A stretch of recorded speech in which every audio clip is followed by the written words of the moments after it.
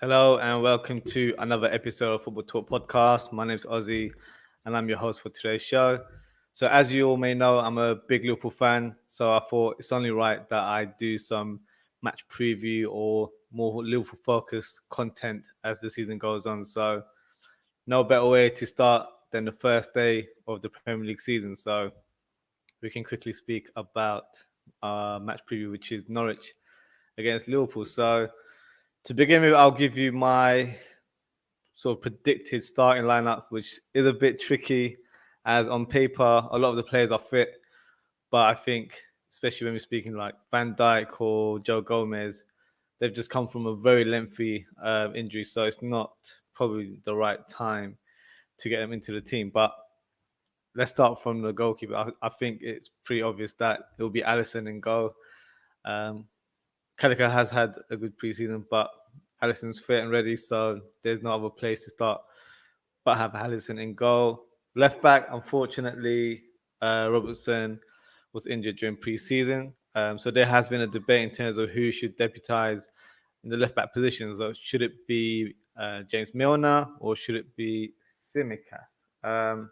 I've been very impressed with Tsimikas in preseason, as I'm sure a lot of you guys have as well. A lot of expectation when we signed him last year. Unfortunately, he had COVID and then a few injuries here and there. So, and plus, new signing. So, in a very difficult time where it's probably difficult to settle, didn't have a full preseason. So, a lot of factors in terms of why we didn't get to see much of him last year, especially with our sort of defensive issues that we had in the centre back position. It probably wasn't the right time to have sort of a new left back or even on the right hand side, um, rotating with Trent or Robertson in this case. So I think in this game I would play Simicast as left back. On the other hand, on the right hand side, Trent, I think there's no debate there. He will be starting in this game unless there's any injury concerns, which I believe is not. So good news in that regards. I'm expecting a lot from Trent this season. I think if you guys remember in March, he wasn't including the England squad. So that was, a big talking point at the time. But I feel like after that, he reacted in such a great manner. His performance through, I believe it was like the last 10, 12 games was fantastic. Defensively, he was a lot more astute. He was making clinical tackles. He had the right shape when defending as a back four and attacked with real purpose and real venom.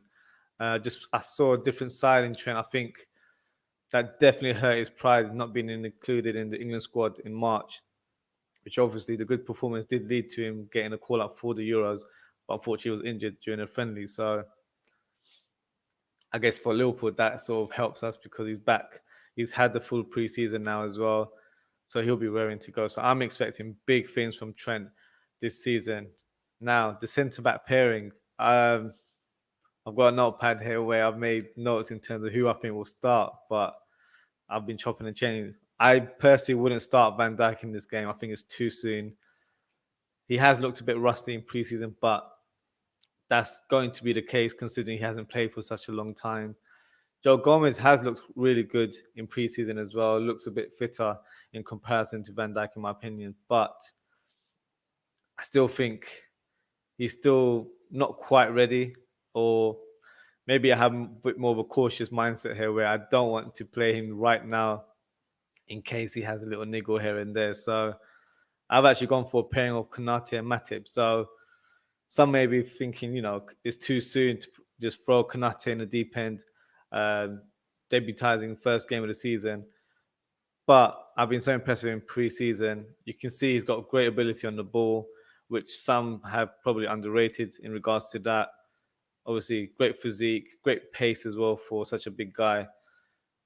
I'm excited about this signing. It's the only signing at this stage, so we can speak about transfers later on in the show. But yeah, I've been very impressed. So I would go with Konate and Matip. Matip will just offer that experience alongside Konate. And I think there'll be a good pairing. I think they'll add a good balance because Konate can play on the left-hand side of a centre-back pairing. So that would be my centre-back pairing there. Midfield is a bit more trickier because Thiago and Henderson have just returned from injury. So some have speculated that Henderson is pretty much ready and raring to go. I'm not quite so sure. As last season, he was pretty much on the sidelines for quite a bit. Even was when he was at the Euros, he didn't really take part much. So I don't think he's fully fit in regards to him starting this game, to be honest with you. Fabinho as well, I know he hasn't played much in pre-season. He did go to Copa America, but I believe he didn't participate as much as the other Brazilian players that have returned to the squad. So in sort of that sense, I would actually play Fabinho in this game. I would start him. And in front, in terms of two central midfielders, there's been some great performances during pre-season. So a surprise for some, maybe Harvey Elliott. Me personally, I've not been surprised with his performance. I've been watching him last season for Blackburn Rovers. He was predominantly playing as a right winger or on the right hand side, but I did occasionally play in the middle like a number 10. So he won't be playing as a number 10 as such, probably more of a number 8. But that's the versatility that he offers to the squad. So a lot of people have said that maybe a loan move would suit him at this stage. Me personally, I think he's ready, raring to go, considering that Shaqiri might be leaving as well. So I think it's a like-for-like replacement in terms of squad depth, where you've got two left-footed players. He can play on the right-hand side and can play the number 10, just like Shaqiri did as well. So for me, Javier is an exciting prospect. A loan move should kind of be. I wouldn't entertain that news at all right now. A couple of other players that have impressed me in pre-season: Nabi Keita. Splits opinions in our Liverpool fan base here. I'll just go in terms of what I've seen. He looks good, so if he's fit and ready, I believe he deserves to start in this game. Oxlade-Chamberlain as well has been very impressive in pre-season, so it's a tricky one. Even Milner, to be fair, Milner has done quite well, but Milner's always, I think, always raring to go, especially when they do their bleep test. He's always in the top amongst the squad. So I've actually gone for a pairing of Keita and Oxlade-Chamberlain in midfield. It may seem attack-minded in terms of my setup there, but I feel like Norwich is the team where we can attack them and go forward and hurt them from the first minute. So that would be my pairing there. The front three. So I think Salah's pretty much a shoo-in. He's been in great form pre-season, looks really sharp, and I think he'll be raring to go to score as many goals to try and claim another golden boot this season. So for me, Salah definitely starts this game. Mane on the left-hand side as well has looked quite well, played quite well in pre-season, scored a few goals as well. So for me, he has to start. Up front is a bit of a tricky one for me because on paper,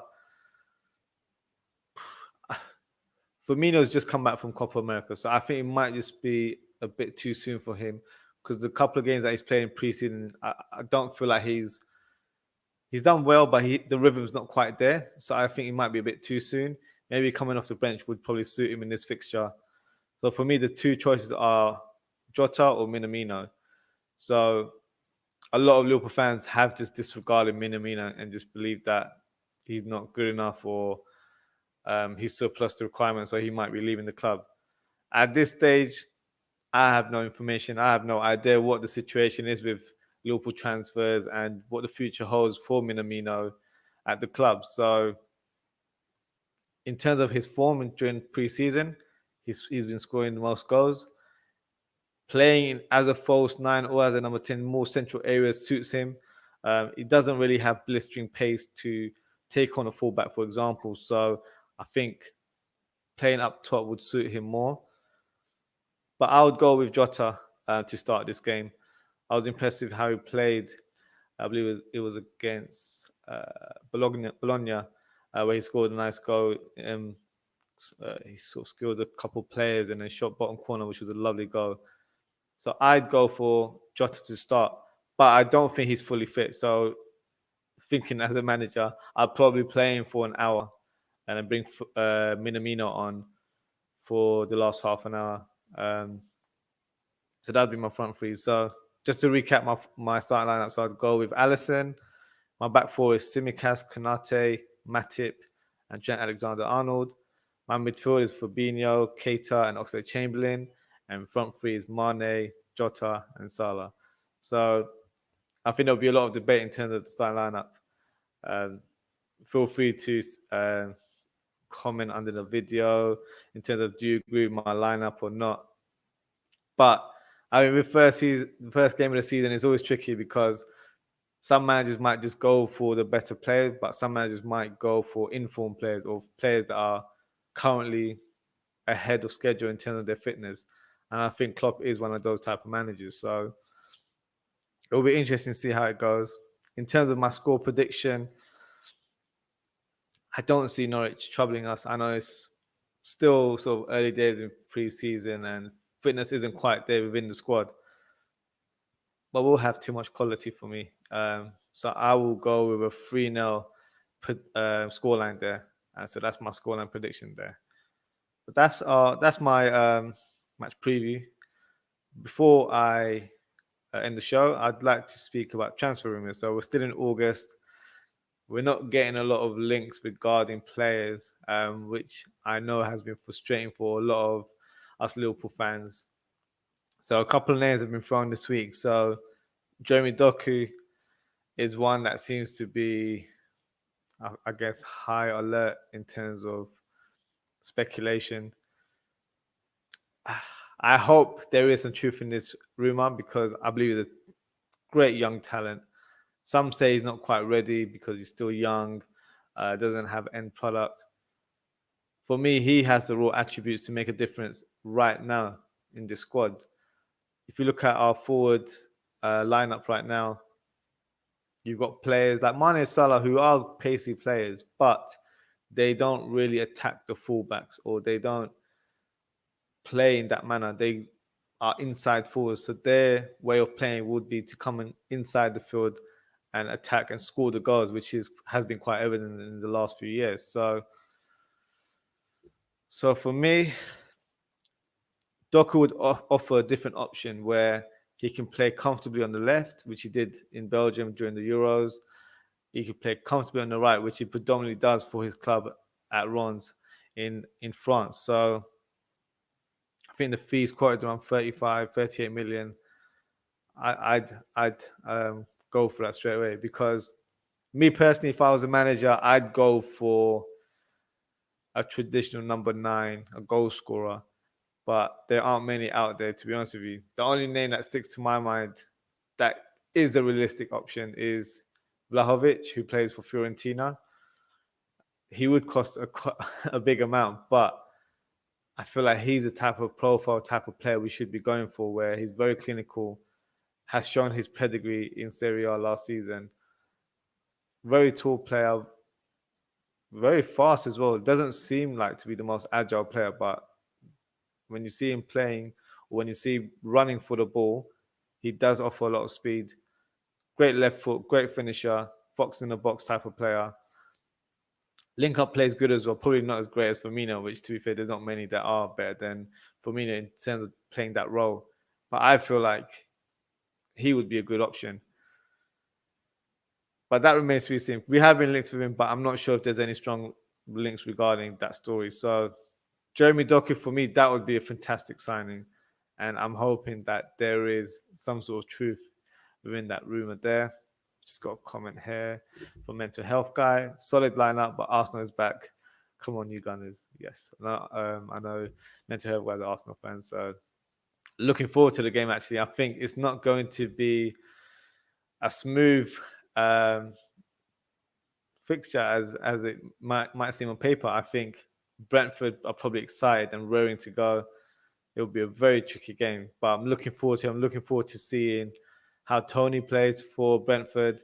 I think he's a fantastic player, great goal scorer. A little bit underrated, I think, in terms of his overall play. He's a good link-up player as well. So see how he does. And obviously, Arsenal, you've got Ben White. I'm not sure if he's starting today, but you've got Lokonga as well, who's in the squad. So exciting times for Arsenal, I guess, regards to their fixture today. A couple other players that I'd like to speak about before we conclude the show is a player that I don't believe too many would have linked with Liverpool. So a player called Aurelien Tchouameni, who plays for Monaco, who was recently awarded the League R Young Player of the Year. So, that's still a good accolade to have in your CV there. I've seen a little bit of him for Monaco last season. I've seen probably more compilation videos than like everyone else does. I feel like he's a decent player. He was heavily linked to Manchester United over the last few months, but that sort of speculation died down. Different type of player to what we have. Plays as a defensive midfielder, but can actually play as a box-to-box. Has great energy, has a great shot on him, great passing ability. I've seen him spray some fantastic passes over the course of last season. So for me, probably an unknown player for some of us, but I think he would be a good option, to be fair. So remains to be seen if there is any truth in the rumor. As you know, there's always players linked to Liverpool on a daily basis. So take it with a bit of pinch of salt there and just see how it goes. And we've got a few more weeks, but I'm not too sure how it is, to be fair. Got another comment here from Stu Mac.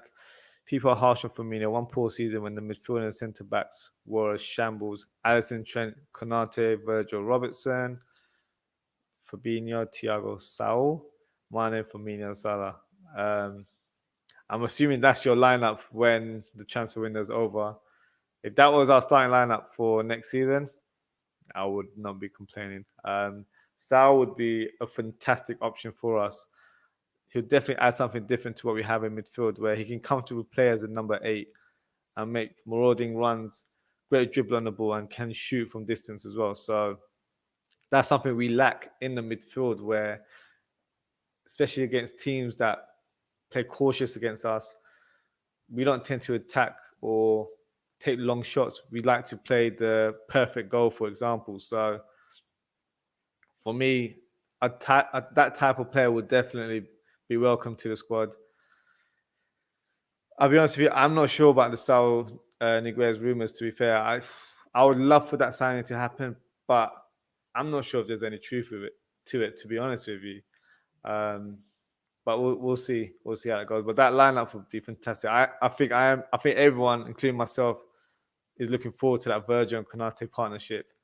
On paper, it just looks spectacular, and if it works, it'll be a formidable partnership that would be very hard to break down. So, but in terms of what you've said about Firmino, I have to agree. Firmino is one of my favorite players. So it was a difficult season for everyone. With Firmino, I feel like because we don't have a lot of quality attackers within the squad, he probably played a bit too much.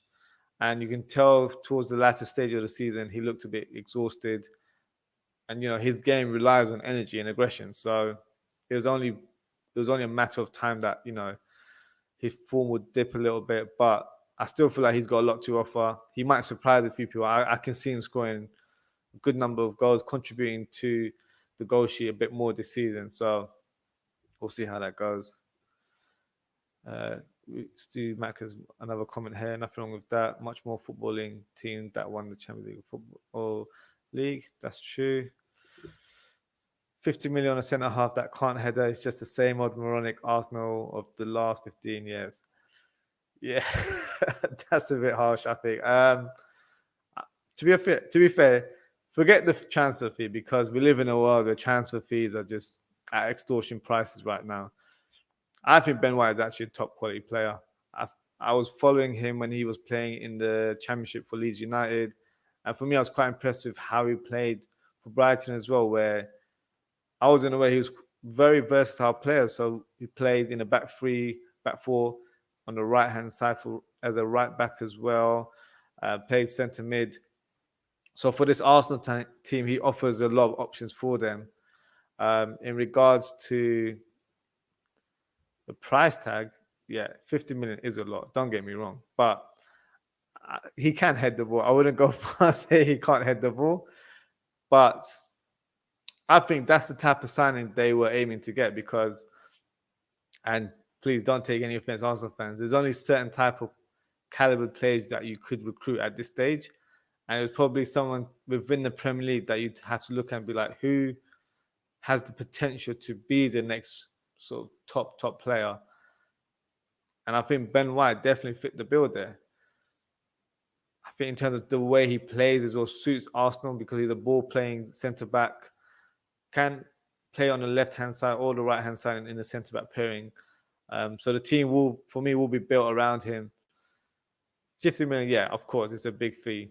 But yeah, that is the type of business that unfortunately teams that are trying to build up as well and catch up to the so-called, bigger teams in the league. That is the type of signing that people are going to have to make.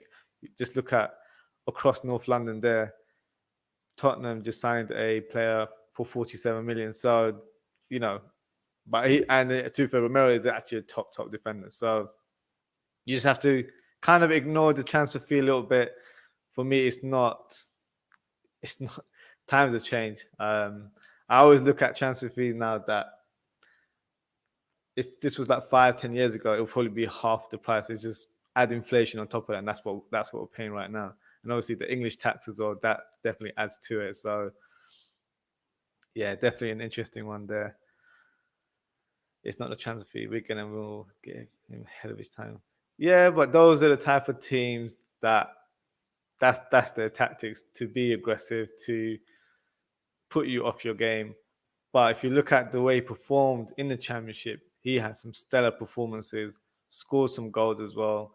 For me, he was one of the standout players in that season in the Championship. So, yeah, I definitely rate Ben White. I think he is a good signing for Arsenal. And we'll see tonight. Yeah, we'll see him against Ivan Toney. I'm excited to see Ivan Toney playing this week. Yeah, I think the question mark for him is, can he do it and replicate in the Premier League where it's tougher opposition, tougher defenders, and obviously a lot more sort of games that they need to play, but at the same time, quality oppositions where you might just get that one opportunity, and will you take it or you're not? Because some players, they need a few chances to be clinical. So another comment here from Stu Mac. Yeah, you're right on that inflation point. Sevilla on the verge of getting Montiel for 10 million euros. That's a bargain for the closest guy to Zanetti in years. Not familiar with Montiel, to be fair, but if you follow how Sevilla do their business, they're one of the best in Europe, in my opinion. Yeah, they do some great deals. Even the transfer deal I know they've given away Brian Gill to Tottenham, but to get Lamela as part of the deal is a good business move there. And they always recruit really well. So, yeah, I'm not surprised that they've gone for a player that's 10 million and is highly regarded, where, you've said that he's the closest guy to Zanetti. So I'm intrigued to see how he plays now. So that's a high expectation for the young player there. But yeah, so that pretty much wraps us up for today. Thank you for everyone tuning in. If you haven't already, please don't forget to like, comment, and subscribe to our channel. We appreciate all the love and support that you guys have been showing to us over the few weeks. Fantasy football. So I know it's 6:30, but if you have already created the team, you can still join the league. So this is the code for our fantasy league. So CG4602. So yeah, feel free to join the league, and good luck. As I was checking earlier today, there's a lot of participants in there. So excited to see how the season goes. Just got another comment here. Yeah, Atlanta, Atletico, Sevilla are always lethal on rebuilds. Yeah, 24, and that River, give him a look. Definitely give him a look now, because Zanetti was one of my favorite players to watch, especially whenever I used to watch Inter Milan. Top player. Composer has a bit of a bite in his style. He reminds of Robertson. Interesting, but perhaps not quite defensive. All right, fine. That's definitely someone I'm going to look out for. So I'll hold you on to that. I'll probably be in touch with you to let you know what I think. But yeah, as always, it's good to have you guys on the show. So you learn a few things when you're doing these sort of podcast episodes as well. So thanks for your contribution there. So the next episode that I will be doing is on Monday. So I normally film on a Tuesday, but because it's the first match week of the new Premier League season, I think I'll be buzzing to speak to you guys and let you know what what I felt happened during the weekend. Hopefully, Liverpool get a win. Um, the last thing I want is drop any points, and yeah, hopefully off to a great start. Long season ahead, of course, but um, I think with the lack of transfer activity going on, they will just probably perk us up. Well, to be fair, I forgot to mention Virgil van Dijk has signed a new contract, which was good news. Surprisingly, as I wasn't expecting it to be announced the day before our first fixture in the Premier League, but that's great news. I know we, as fans, we're getting frustrated that there's not that many players that have been signed, but the key is that we're actually extending a lot of our current players to long-term contracts, and they're the spine of the team. So you got Fabinho, Alisson, now it's Van Dijk as well. I believe Mane, Salah are in discussions as well. So that should be the next step going forward. Henderson as well. I hope that that gets sorted out soon, because that is a player I wouldn't want to leave the club. So yeah, let's hope that doesn't happen. But I think we just have to take everything in a positive, where I'm not going to use that term where it's like having a new signing, but it kind of is, because these players will be playing here for a long time. And it just allows us to have that stability where going forward, every season you'll see teams like Manchester United where they're recruiting so many players, splashing the cash whenever they want. But are they making progress as a team? Look at Liverpool. We'll probably spend quite carefully in terms of who to recruit. But I think it's evident to say that under Jurgen Klopp, we've recruited really well. There's hardly been any signings for me that have failed. I know Keita is debatable because it was such a big transfer fee, but I still feel like there's a decent player there. If he has a great season now, then it kind of makes up for that 3-4 years he's been here. But that would probably be the only signing in my head that I can think of that hasn't done well. Oxlade-Chamberlain might be another because of the transfer fee alone. But I think as fans, we just have to remain positive. Enjoy the football this weekend, because I've been missing it a lot, especially since the Euros finished. So yeah, very excited about the season coming ahead. But yeah, thank you very much, guys, and I shall see you guys very soon. Take care.